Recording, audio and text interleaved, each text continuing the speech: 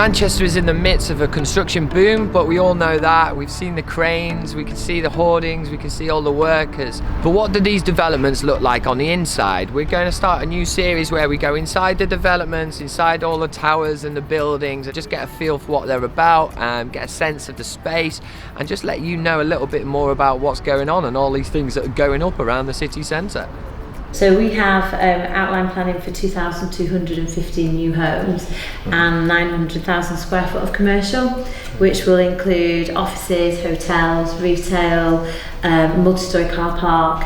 So it's really very much for us about creating a whole new neighbourhood. Our proposition is different in the respect that we've got a lot of public realm, we've got cycle paths, we've got the canal. It's very much about creating an alternative to living right in the heart of the city, where here you've got more space, it's a lot quieter, it's a lot calmer, but obviously you've got the convenience of the city centre on your doorstep. So we've just recently completed the first 5 buildings, which are the buildings that you see here illuminated, and we've moved our first residents in. And in most schemes now in the city, you know, a lot of the kind of high-rise towers that are going up don't offer any private outdoor space with their apartments, whereas the majority of our homes come with either balcony, terrace or garden. Apartments that you sold so far, you mentioned owner occupiers. Yeah. It's not kind of huge foreign conglomerates buying up whole blocks. We have sold to some private investors, but generally our investors have tended to be customers that have bought from us in other schemes. So we've done a couple of other projects in the city. We have a few private landlords, but the majority of our sales has most definitely been to owner occupiers. The truth of the matter is, if you didn't have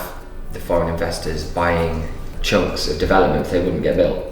As a developer, we've not relied on individual overseas investors. We've targeted a mix of occupiers, and we've heavily focused on the first-time buyer market. So on a 1-bedroom apartment, we start from 171,000, and 2 beds start from 239, and we go up to 350, which would be for a 3-bed. So this apartment is 717 square feet, and then you've got the additional area of the balcony, which is 52 square feet, and that's our standard balcony. Our balconies range from 52 square feet up to 600 square foot for a garden. So this 2-bedroom apartment will be £268,000. So it's on the canal side, on the 3rd floor.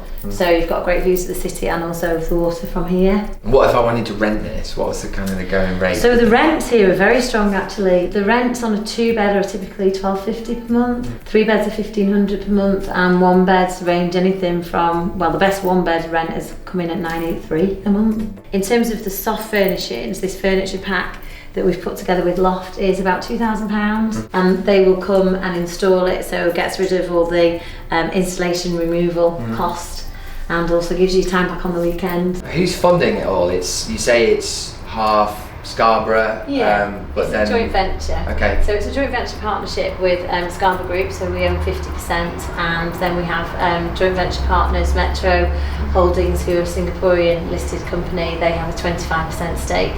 And also Hualing, who are a Chinese business, they have a 25% stake. Predominantly we are property developers, but we also own 50% of Sheffield United Football Club.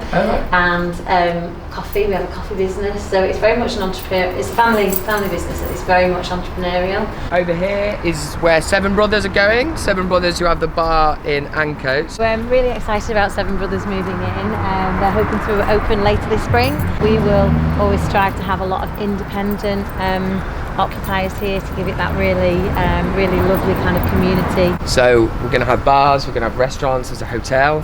Yes. There's a gym. Offices. Everybody can come and enjoy Middlewood Locks, and it's accessible to everybody. So not just people that live and work in Middlewood Locks, but also the wider community. The population's growing, the job market's getting much stronger and much more exciting in Manchester, and people want to stay here. You know, we're 40 minutes from the closest beach and an hour to the Lake District, and we're 2 hours on a train to London, and we've got an international airport that flies all around the world. So what's not to love about living in Manchester? Okay, there you have it, Middlewood Locks. 25 acres, £1 billion worth of investment, 2,000 new homes, nearly 1 million square foot of new office space, and they've just completed phase 1.